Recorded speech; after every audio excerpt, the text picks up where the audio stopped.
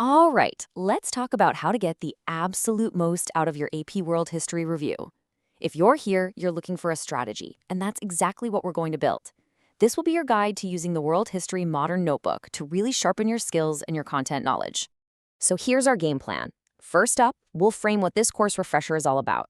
Then, and this is crucial, we'll dive into what it really means to think like a historian.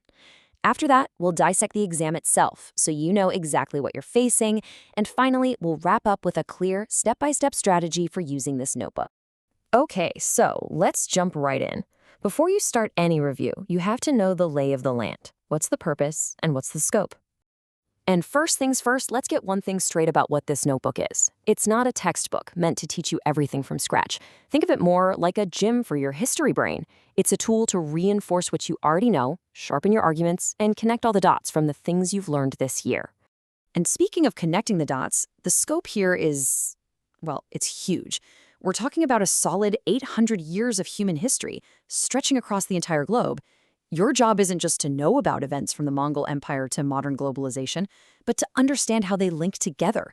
This notebook is designed to be your map for navigating that complexity. Now, let's pivot to what is, without a doubt, the most critical part of this course. Because your success isn't just about what you can remember, it's about what you can do with that knowledge. We have to move way beyond memorization. So, what does that actually mean, to think historically? Well, I can tell you it is not about winning a trivia night. It's not a game of who can recall the most names and dates.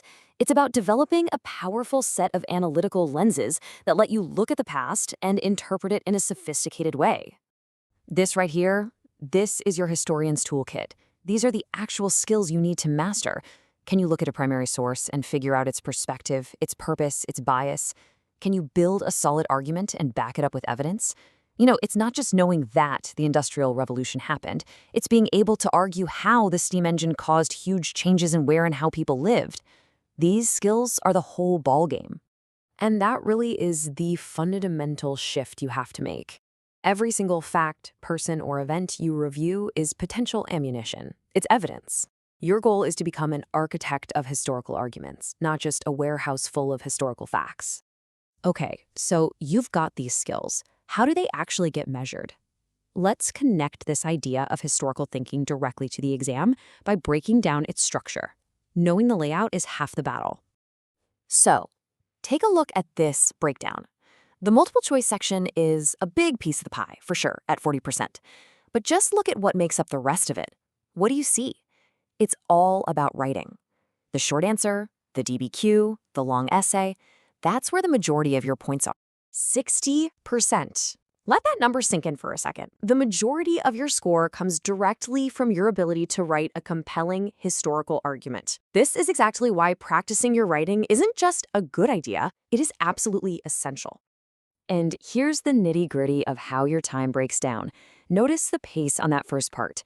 55 multiple-choice questions in 55 minutes. You gotta be quick. But then look at the time you get for writing. A full hour for the document-based question and 40 minutes for the long essay. Knowing this timing lets you practice your pacing so nothing comes as a surprise. So, we know why historical thinking matters, and we know how it's assessed. Now let's get to the how for you. How can you use this notebook to prepare? This is all about active, targeted review, not just passively flipping through notes. I've broken it down into a really simple 3-phase plan. Think of it this way. First, you review the content to build a solid foundation. Second, you refine your writing skills to apply that content effectively. And third, you test yourself to see where you stand. Phase 1 is all about that foundation. You're going to start with the unit overview videos to get that big picture view. Then you'll hit the flashcards to lock in all those key terms and concepts. And maybe most importantly, you'll use the quick questions to diagnose your own understanding. They'll show you exactly where you need to focus your energy. All right, on to phase 2. This is where we tackle that huge 60% of your score. You're going to dive deep into the specific guides for the DBQ, the SAQ, and the LEQ. Your goal here is to really internalize what makes a great response, to understand the rubrics, and to see how to structure your arguments for maximum impact. And finally, phase 3. It's dress rehearsal time. You'll take the multiple choice practice exam to get a feel for the pacing and the style of the questions. Then you can get even more practice by working through the stimulus-based context questions. This is where you put it all together under pressure. And here's a pro tip. Seriously, do not sleep on this feature.